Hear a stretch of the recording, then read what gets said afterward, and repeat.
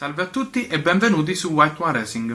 Oggi vedremo come eseguire l'elaborazione di un gruppo termico Malossi 210 vecchio tipo per Vespa Large Frame 200.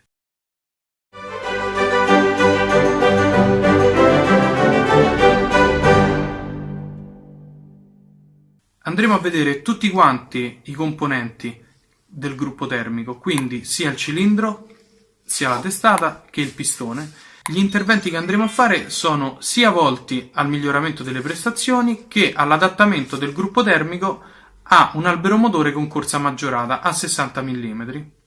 Come potete vedere, tutti quanti i componenti sono stati presi in esame. Vediamo uno per uno quali sono gli interventi da eseguire. Allora, partiamo dal pistone.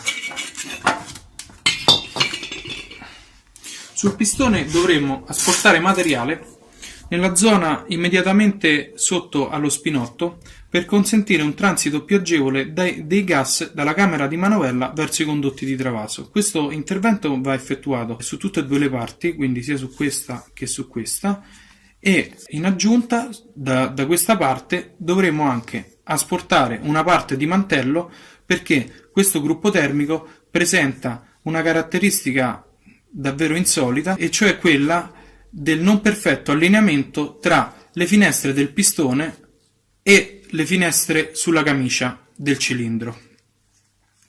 Quindi per quanto riguarda le finestre principali sono questi. Invece sul terzo travaso dobbiamo fare un'operazione più leggera come entità, ovvero sia smussare semplicemente lo spigolo superiore delle finestre in modo da togliere un possibile ostacolo fluido dinamico alla carica che, provenendo sempre dalla camera di manovella, passa all'interno del pistone per poi andare all'interno del condotto di travaso. Questo intervento va eseguito soltanto esternamente sul bordo superiore, perché infatti il bordo inferiore è già smussato a sufficienza. Visto il pistone, passiamo al cilindro e poi vediamo insieme il motivo di questi interventi. Dunque, sul cilindro dobbiamo abbassare le finestre sul collare. Questi interventi riguardano il collarino, la camicia del cilindro. Invece sulla canna dobbiamo abbassare il bordo inferiore della luce di scarico per far sì che il pistone al punto morto inferiore non trovi sopra di sé uno scalino, visto che in corsa 60 il pistone si troverà in una posizione di 1,5 mm più bassa rispetto a quella della corsa 57. Quindi, per non creare questo gradino, dobbiamo fare questa lavorazione su questo punto.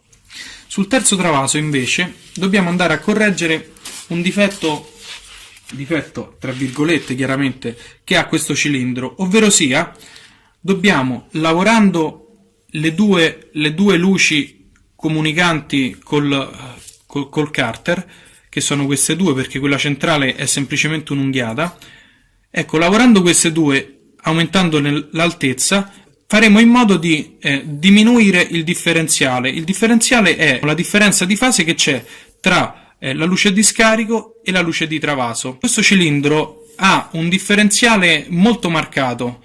A secondo del montaggio tra corsa 57 e corsa 60 il differenziale si attesta tra i 57 e i 63-64 gradi. Conferisce al gruppo termico un'erogazione molto appuntita con la curva di potenza che fa un leggero calo prima dell'entrata in coppia. E invece noi, siccome che vogliamo sfruttare questo cilindro principalmente per uso turistico, quindi con una buona coppia anche in basso, con questo intervento andiamo a recuperare parzialmente la coppia mancante del gruppo termico.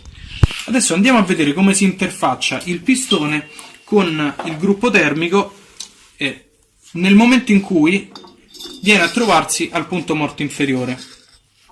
Ecco qua. Come si può vedere, lo spazio in cui la carica dovrebbe passare è soltanto questo qui, cioè quello che va dall'interno della camicia all'esterno della nervatura del pistone. Quindi i gas devono fare un percorso molto stretto per poi infilarsi qui all'interno del condotto vero e proprio. Noi invece, asportando questa nervatura e poi asportando questa parte di camicia, consentiamo ai gas un passaggio più agevole. Infatti possono con molta più facilità da questo punto a questo punto. E questo è il motivo per cui ho fatto questo intervento. Il mancato allineamento di cui vi parlavo, adesso ve lo mostro. Allora, come potete vedere, i travasi non sono perfettamente allineati. Allora, da questa parte l'allineamento è mantenuto perché il pistone non occlude in nessun modo la finestra e si può vedere da questa parte. Da quest'altra parte invece, guardate un po', c'è una parte del mantello, questa zona qui, che occlude il passaggio e quindi questa parte qui va asportata. Chiaramente l'influenza che ha questa fettina di mantello sul rendimento globale non è particolarmente rilevante, però nel momento in cui noi andiamo a fare un intervento di questo tipo è bene togliere anche questo spigolo. Ultima ma non meno importante è la testata. Allora, la testata mantiene le medesime quote originali, non è stata abbassata. Quello che andremo a fare sulla testa è semplicemente allargare la cupola per rispettare il rapporto di compressione del gruppo termico. Infatti, mantenendo la stessa altezza di squish ma allargando la cupola, noi possiamo ridurre il rapporto di compressione a pari cilindrata, ma siccome che aumentando la corsa aumenta anche la cilindrata, noi andando a aumentare questo volume interno andiamo a ripristinare il rapporto di compressione a un valore più giusto per il funzionamento del kit. Come vi ho detto all'inizio, questo kit andrà montato in corsa 60, quindi verranno aggiunti due spessori, uno che va tra testa e cilindro realizzato in rame cotto e allettato. Questo spessore avrei potuto farlo anche d'alluminio, ma realizzato in rame e con le alette che vedete ha funzione di antidetonante. E poi aggiungeremo uno spessore da 1 mm da mettere tra cilindro e carter, così da avere una quota corretta del pistone al punto morto superiore. Se ti è piaciuto il video, lascia un like e condividilo con i tuoi amici. E ricorda, White War Racing non è un'officina, ma un'associazione sportiva dilettantistica che prepara motori solo a fini sportivi e solo ai propri associati.